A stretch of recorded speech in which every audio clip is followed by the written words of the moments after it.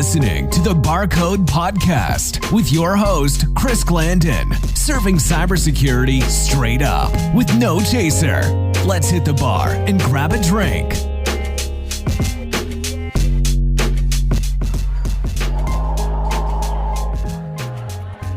Dang, it's cold as shit in here.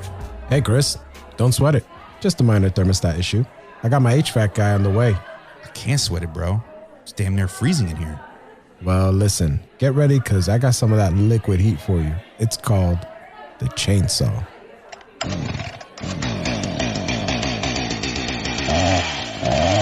You put 1.5 ounces of chilled tequila, 2 drops of Tabasco, 1 splash of lime juice, and 1 splash of lemon lime mix into a cocktail shaker with ice. Shake it up and pour it all into a shot glass. Finally, throw just 1 little pinch of black pepper. Salute. Hey, how you doing, Val? I'm Frank with HVAC Attack. I'm here to fix your heater. Hey, Chris, I'll be back. Gotta let the guys in through the side door. But don't leave just yet. I'll see you next round.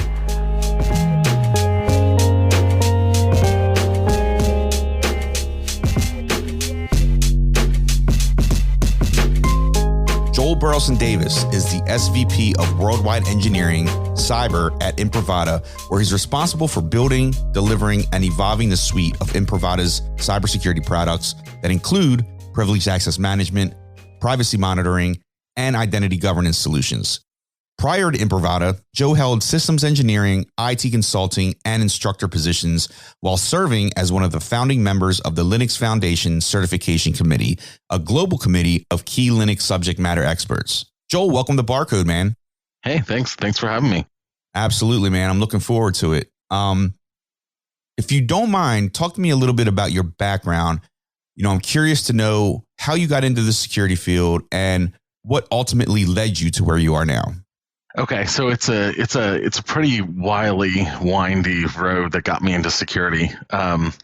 So I started actually doing software engineering. I was 14 years old or something, and I was doing all sorts of different stuff. Sort of cut my teeth writing C drivers for Netgear, Nix, for Novell NetWare, which was pretty funny. 10100 Nix writing C drivers for that. But I sort of grew up in a small desert town in Arizona. And so, doing funny things like writing software drivers for Nix, installing Nix in, organizations, like computers and stuff like that, and also running the wires and also setting up the servers and doing, all the different things because there wasn't that sort of skills, in tiny desert towns in Arizona. So I sort of got a full breadth of the whole thing. So you were sort of forced to, right? I was sort of forced to, yeah. And it was fun, right? Sometimes crawling through rafters, running wire isn't super fun, but sometimes it's kind of fun. Sometimes it's hot when it's in the middle of the summer in Arizona and you're, crawling through a ceiling space. So like that was a pretty actually good education in just, sort of technology and computing, going from, starting from writing drivers for a kernel all the way through, seeing end users, connecting it to an end user system. So that was pretty awesome. And so I actually moved from there. I did, moved off, did college, did a completely different thing in university. I got a degree in ethics and philosophy. Minored in Greek, ancient Greek, which was pretty fun. And then moved to Australia with my wife, and got a job there doing about the same thing that I was doing, in my tiny desert town for an engineering company. What triggered that move to Australia? My wife she got a Rotary Ambassadorial Scholarship to study abroad and do a master's degree out there. So I got married while I was in college, in Australia, as an immigrant at, 21 years old or whatever. So it was pretty fun. And so when we got there, one of the biggest industries in Australia is mining, as maybe everybody knows. But the industrial sector also is, a big target for cybersecurity attacks. And it was, 15 or 20 years ago. It sort of always has been, because it's pretty valuable if you can derail trains literally and things like that, or the threat of doing so. So I had picked up a role, in sort of full, top-down management of a small engineering company's infrastructure. And one of the biggest focuses there was, security. When me and my wife left Australia, I actually still work for that company for a number of years. I ended up being with them for almost 6 years. Oh, wow. Even living in the U.S. And then I did my master's degree. And while doing my master's degree, I sort of studied the interconnection of, like ethics and sociology and psychology with technology. And one of the things that I came out of there was I really, number one, liked technology. Number two, really liked education. So I joined as and I'm on a committee of an education committee for the Linux Foundation for certifications for Linux engineers. And I also decided that my next gig needs to be building sort of a Linux-based security appliance. It's like that was actually when I went on the job search. It's like, my next thing in life, my sort of blue skies, I'm going to build a Linux-based security appliance because I think that's sort of the future. And when you say building, were you thinking of actually starting something of your own at that point, or were you just knew the space that you wanted to get into? I was sitting between the two, very much so. Okay. And then I found a little tiny company 10 years ago called SecureLink in Austin, Texas, and that's basically what they were doing. And I've been with them since, and so we've been building this privileged access management, third-party security, Linux-based high security appliance for the last 10 years.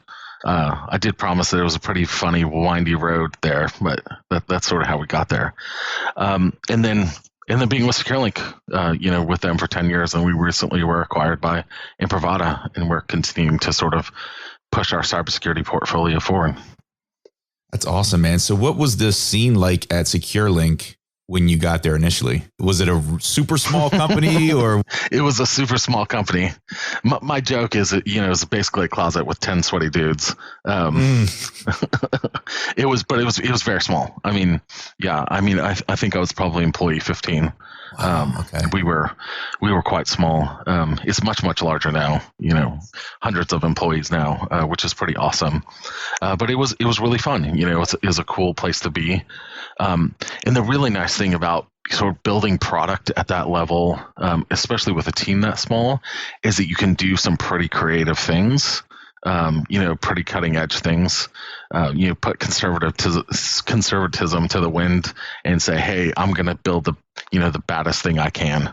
Yeah. And so we built some really super cool security stuff. And it was, fun doing it the whole time. We also spend a lot of time at the bar. Yeah, we're going to get to that. Oh, yeah. Yeah, in good sort of legacy fashion, we still have 3 kegs on tap, at our office. Nice. So that's very much so sort of where we came from and where we're still at. So, okay, so you got in there. It was really aligned with what you were seeking out. So it seemed like it was a great fit for you. Over time, over those past 10 years, what have you realized personally has been your driver to continue down the path of security? Is it the product that you're working with? Is it the evolution of our culture in the industry? Is it the technical challenge that's associated? I'm just curious, what keeps your passion alive, for what you do day to day? So a lot of it has to do with sort of the mission of making sure that, malicious actors can't ruin our days. And that's a lot of what we do. And the interesting thing over the last 10 years, especially building a product in security, is watching the evolution happen and realizing a few things. Number one, malicious actors are really smart, and they're going to keep evolving just like we are. Right? It's almost like an arms race. And so we need our smartest people doing that. And the other thing is, while regulatory bodies and, standards are really super important, I've talked about this before, they set the floor, but the malicious actors aren't, trying to break through the floor. They're sort of trying to break through the ceiling. They're trying to crack your best defenses. It makes it super easy, right? You see, all these different breaches happen when someone guessed a password that was password and that was stupid. So that's sort of, setting the floor via standards will maybe protect you from something like that, but it doesn't really protect you from all the different threat vectors that are out there. And so, it's part of sort of ingenuity and determination and hard work from, super smart people like the engineers and folks that work for SecureLink or any other cybersecurity company really that say, hey, like this is a little bit of an arms race and we're going to put our best minds forward and like we're going to win this race. Yeah. Do you think we will win the race, or do you think we'll always be a close second? I mean, I'm super hopeful. So I'm super hopeful we win. We will win.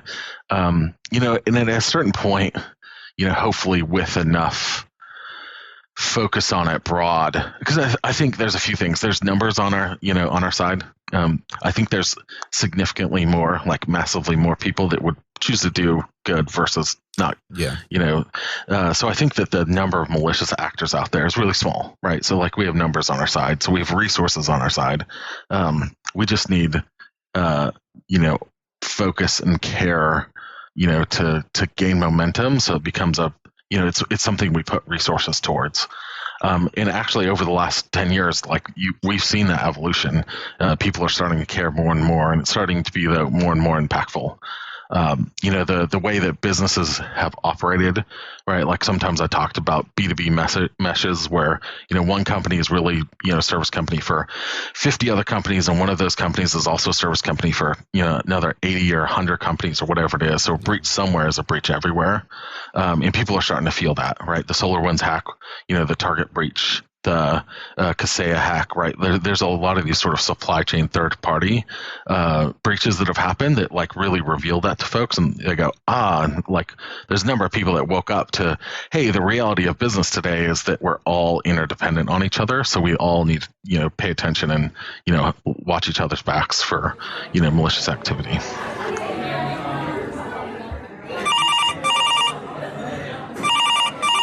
Barcode. Hi, is this Mr. Danny Boy? Well, yes, it is. How can I help you, ma'am? Hi, this is Veronica. I'm calling from EasyPwn, your security system provider. Oh, yes. What can I do for you? Well, we wanted to inform you that we need to run a critical update on your system, but we'll need to connect to your system remotely. But don't worry, it'll be seamless from your end. We just need your authorization to take care of that for you. Well, I don't know who you think I am, lady, but I'm not giving you my credentials over the phone. You must be confused. Sir, just relax. We already have access. Just need your approval. Okay, whatever. Don't want an unpatched security system, I guess. Do what you gotta do. Thanks, Mr. Danny Boy. Have an excellent night, sir. Joel, sorry about that, man. My bartender here tends to get loud when he's on the phone. So anyway, man, I previously mentioned that Imprivata specializes in third-party risk and critical asset management. So I'd like to discuss supply chain with you. And it's a threat that I believe has always existed, like you mentioned, to some degree. Yep. Although at what point in time would you say it has become more prevalent and an elevated attack vector for attackers to focus on? Yeah, I think there's a couple of different dynamics that have caused sort of the supply chain risk vector to explode. One is that there's a number of traditional industries involved in, supplying goods or services to other companies that hadn't modernized, right? They hadn't really joined the digital age. Manufacturing is a really good example, right? There's a number of, manufacturing companies that never really joined the digital age, right? Like they're manufacturing copper wire. Like who cares, right? Like they may be still manufacturing copper wire with industrial machines that they've used for a while. They're not connected to the internet. They're doing whatever. And those are actually huge businesses, right, that may not have modernized, but they're starting to, right? Most new, vendors for those industrial machines are probably expecting some level of connectivity, and so they are then connected. Some of the capabilities, improvements around efficiency or support or anything like that, is probably has some connectivity components to it. So there are whole industries, manufacturing or farming or whatever it is, that are sort of coming of age into the sort of digital revolution a little bit late. But often when you see these, industries, they're entering, the internet in 2022, not 1980, sort of thing. It's a whole different landscape, right? And so they're brand new at this. It's a lot scarier of a place than it has been almost at any period of time. And so I think they're just, that attack surface blossomed, and there's not a lot of skill behind it, or investment or thought about how to, appropriately protect that. So that's one. So these industries that are coming up, they're starting to join in, sort of the digital revolution that we've seen. The second is what we talked about, the sort of B2B mesh scenario, where lots of different companies are connected to some other company somehow. With the adoption of like public cloud services, and all sorts of different companies moving their offerings to public cloud versus on-prem, on-premises offerings, and then creating sort of meshes. It's like, hey, you can get this service from this person, that service from that person. You can outsource your HR to this company. You can outsource your development to this company. You can outsource your financing to this company. And it makes good sense because those companies are really good at what they're doing. It's efficient. It's effective. But suddenly you start having this scenario where there's all these different companies that are actually involved in your core business and have access to your critical assets. Whereas 20 years ago, that wouldn't have been the case, right? You'd have had a sort of castle moat set up. You'd have done your own HR that would have been a on-premises machine probably running all your records. They would have never been connected to the internet, whatever it is.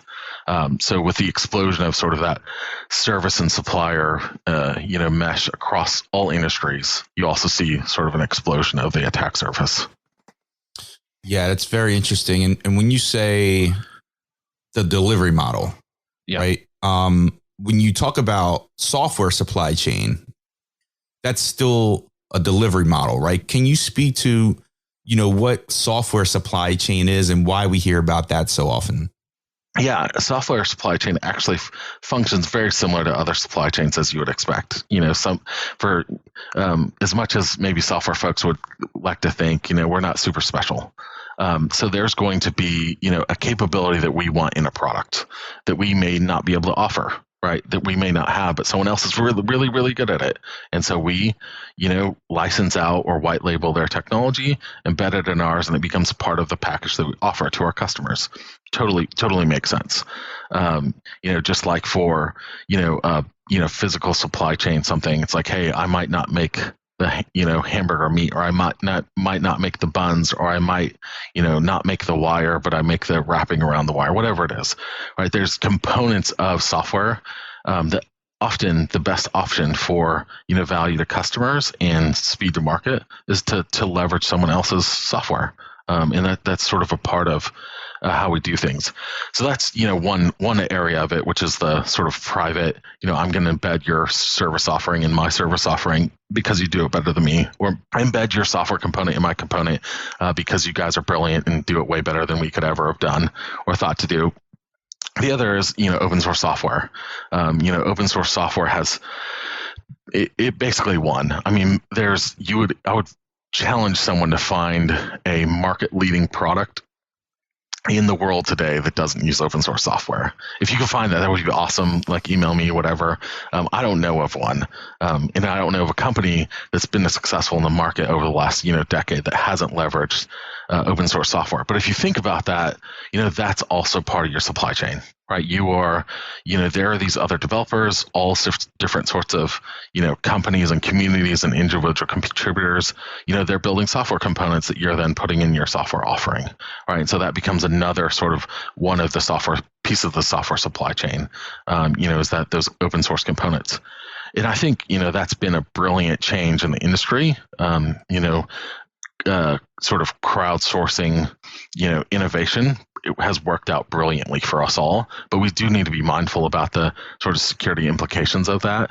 Helping that community be more secure, right? And then doing our due diligence as we sort of ingest those components or that functionality into our products that we offer customers.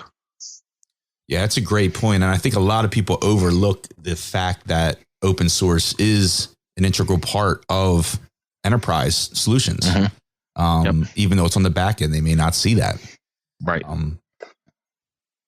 Looking at software supply chain vulnerabilities over time, how have cyber attackers evolved in their methodology of successfully attacking supply chain?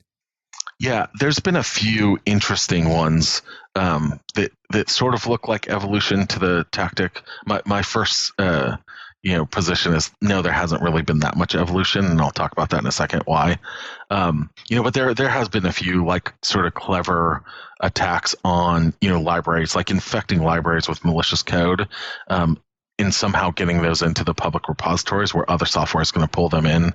There's a number of ones with, Python and pip and Node.js and things like that. And being able to sort of infect and look like legitimate software. This is also a little bit what they did with the Kaseya hack, and I think the SolarWinds hack as well. Is they infiltrated legitimate software, embedded malicious code, somehow got through, code signing and all the different other things that would have gotten through, and then you have a distribution mechanism, from a customer base, and that's been, clever, in the sense that they figured out ways around that.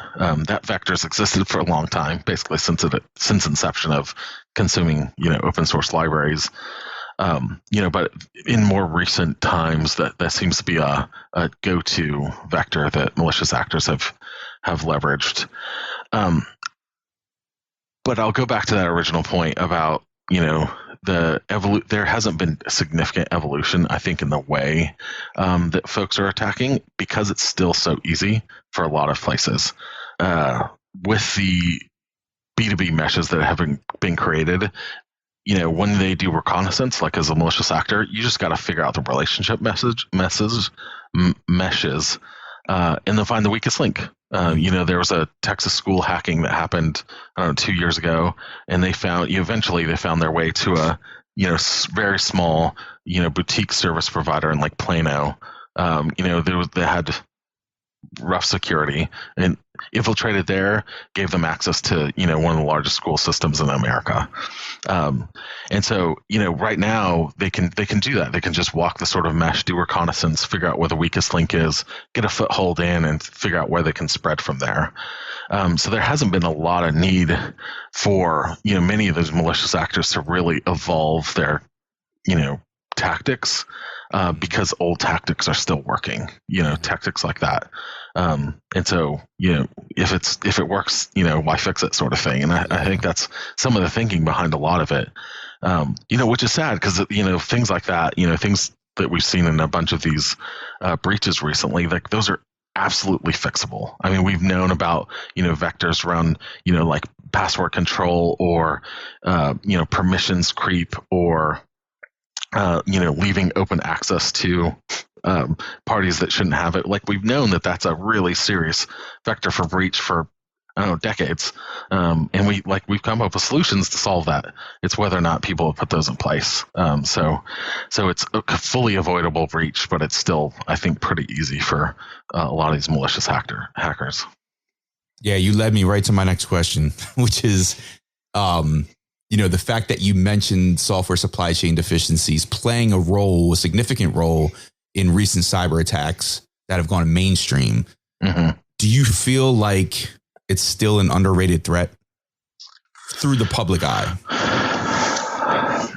Yeah, I think that depends on how you define, the public view of it.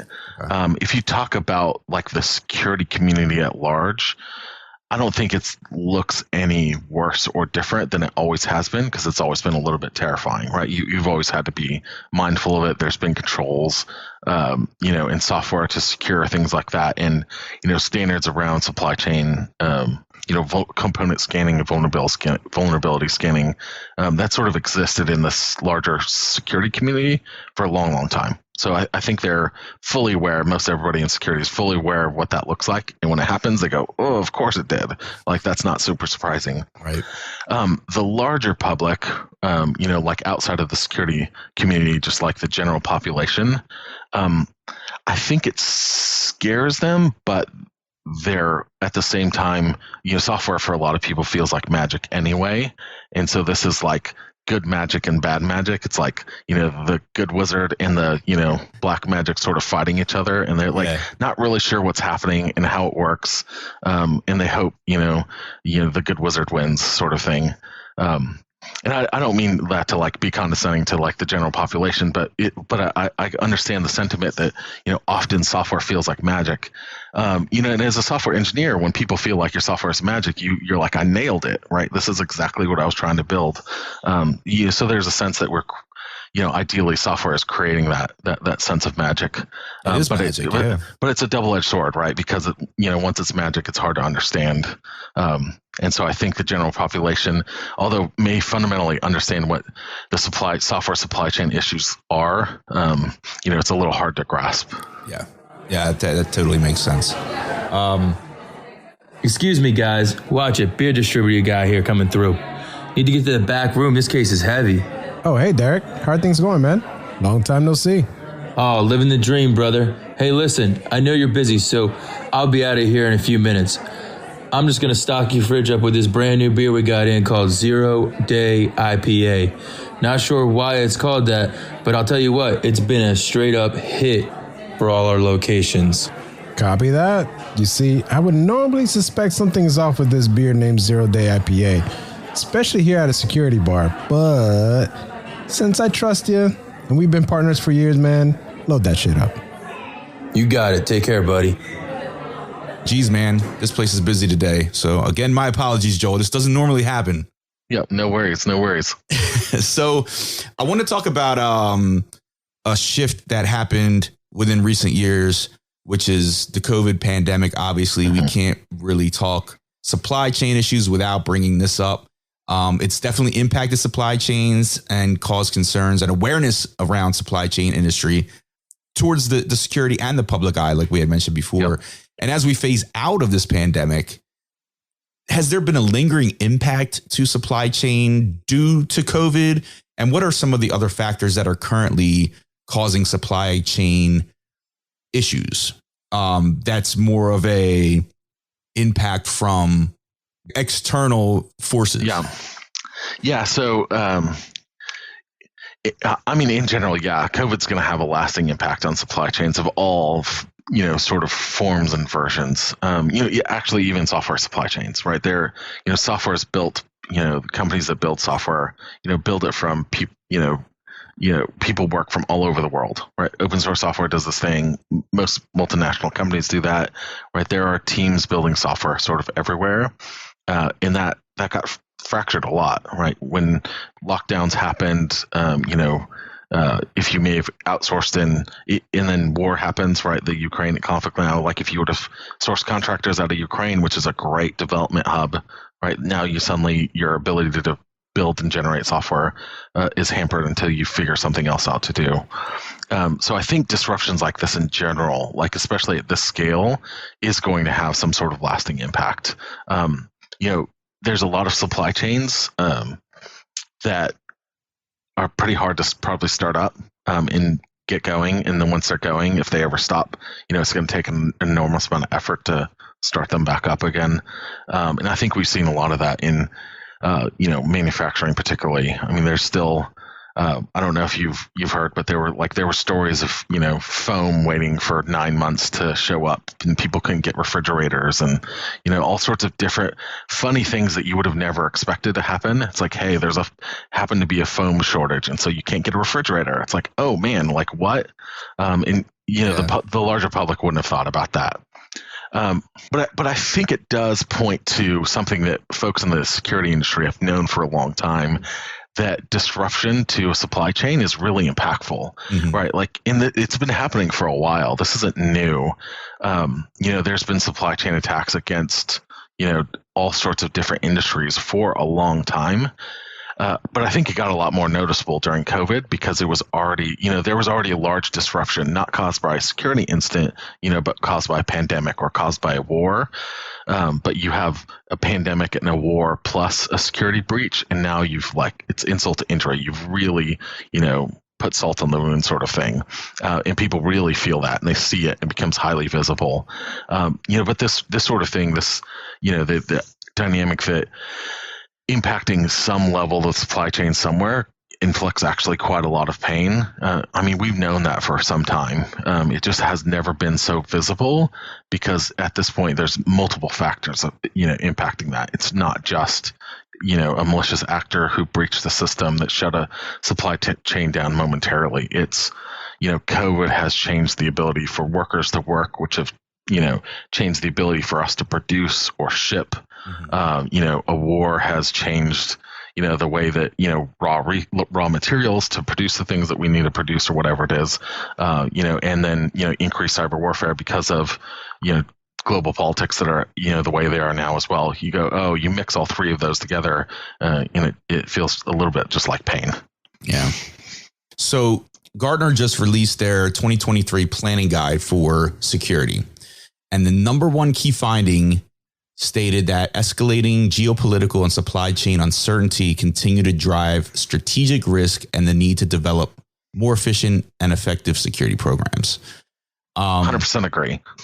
Yeah. Totally. And I was going to say, in addition to that, I think I read yesterday a new SAP survey found that many senior business decision makers expect supply chain disruptions to run until late 2023. What are your thoughts on that? And do you see the need to zero in on the supply chain issues? And do you feel like that is more vital moving into 2023? Or do you feel like that threat may level off?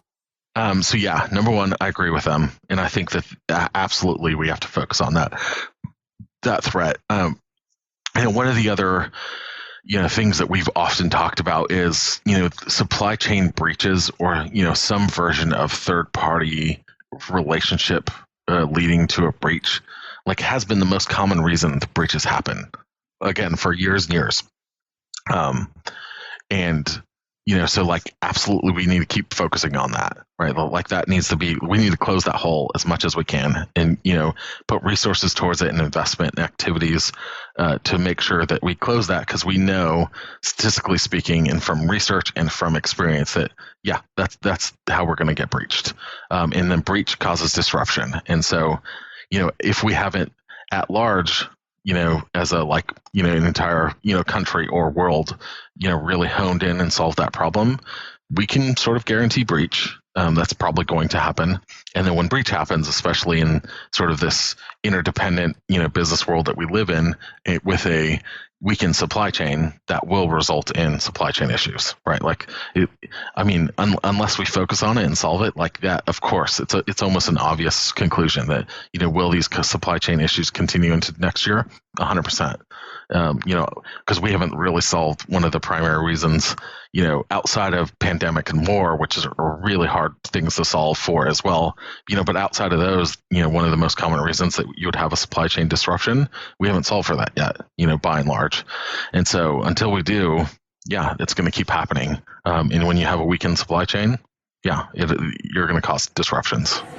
Sorry about that, fellas. It's been that type of night. You guys understand, right? Y'all need anything? I'm good, but you might. Hey, Joel, optimally, what can be done here to help minimize the supply chain threat? Yeah, there's two things that you should really think about doing. Number one, you probably need to figure out who all the third parties you're working with, right? If you don't know who everybody is that's going to be coming in and out of your bar, you have no idea how you're going to protect yourself, right? You have no idea what's actually going to happen. So if something does happen, hopefully it doesn't, knock on wood, like this bar would, there's no way you would know, who did what to, when and how and why and whatever. So you need to inventory your vendors, right? You manage your inventory, as it is for your, beer, whatever you stock, but you like need to manage an inventory of the like interconnections you have with other businesses that are helping you run your business.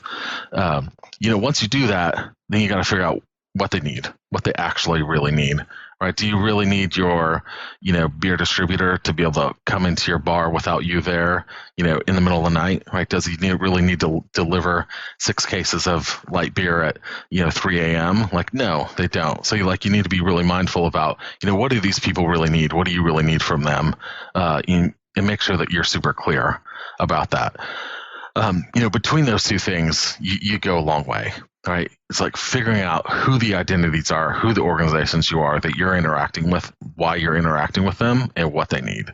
And then once you figure that out, figure out what sort of controls you need to put in place to make sure that they can't, do something nefarious. Good to know. Good to know. Hope they're taking notes, Joel. Hope so. So, Joel, you've traveled the world. Arizona, Australia, and now you're in Austin. Is that correct? Yeah. I went Arizona to Texas to Australia to Oregon, back to Texas. Okay. So we don't have to keep this next question scoped in those areas, but because you have such a wide array of areas that you've spent time in, where would you say the best bar is that you've ever been to? So it's a tough way to sort of answer. So I will talk about sort of 2 bars. First, just because it was fun, when I was traveling to New Zealand once on a layover, I had like a few hours in Auckland, didn't know what to do. And it was like 9 a.m. But like, it's not 9 a.m. my body's time. And so I'm like walking around the pier and I see like a container that says, like something like open bar. I'm like, cool, let me see what this is. I walk in and it's an ice bar, and they like with the jackets, and they've carved stuff out of ice and for real was open, and they're like, hey, you want like a ice cold vodka shot? I'm like, absolutely, I do. Right. This is absolutely what I was after. I didn't know that this is what I needed, but it is super cold in here, which is great because I always run hot. And yeah, I needed to drink at 9 a.m. on a layover halfway across the world. And so, that was a super fun, bar. So that's one of the sort of coolest bars I've ever been to. Just for the sort of timing of it. And the other, one of my favorite bars that I've ever sort of been to is in New Orleans. I haven't been there in a while, but the Maple Leaf, just because if you know about it, they almost always have a funk band going, and it's just a super cool place. And so, like, if I can go somewhere and get a drink, and there's just some awesome funk playing in the background, and a crowd around me, like that's a great bar. And so that I would say, it's hard to choose between the two. It's like classically awesome bar. It's probably like the Maple Leaf in New Orleans, or, this, whatever ice bar. I don't even know what it was called. Ice container. The ice container in New Zealand. Yeah, I'll see if I can get the name of that place. That's pretty different. So I see the bartenders now, man. They're closing up. I think you got to them. I think they're realizing the problem here. So they just called. Last call. Do you have time for one more? Totally. All right. If you decided to open a cybersecurity themed bar, what would the name be, and what would your signature drink be called? Oh, interesting. So this is I think going to be super obvious. I would absolutely open a cybersecurity themed bar called Social Engineering. Because I love a good pun, sort of thing. So, I mean, you're showing up to a bar to see people, right? To be social. I love it. So, social engineering seems like it just fits. I think my signature drink would just be a whiskey neat. Every single person that works in security just needs a shot of whiskey. Like it's rough out there sometimes. It's like, so if you walk into my bar and you work in security, it's like, guess what you're getting? Shot of whiskey. That's what you need. You can call it the remedy. Yeah. Hey, Joel, thanks, man. I appreciate the time today. I had a great time speaking with you, and appreciate all the knowledge that you shared. Before we go, let us know where our listeners can find you and connect with you online. Well, I'm not particularly on social media, and so you won't be able to find me on, the standard social media channels. But you can, go to www.imprivata.com and learn more about, the company and the solutions we offer, because we can definitely solve a fair number of your cybersecurity issues. Sweet. Hey, take care, man. Be safe getting home, and we'll hopefully catch up soon and have a whiskey neat together. Yeah, maybe a real drink. Sounds great. It's good to chat with you. Yeah, you too, man. Take care. All right, cheers.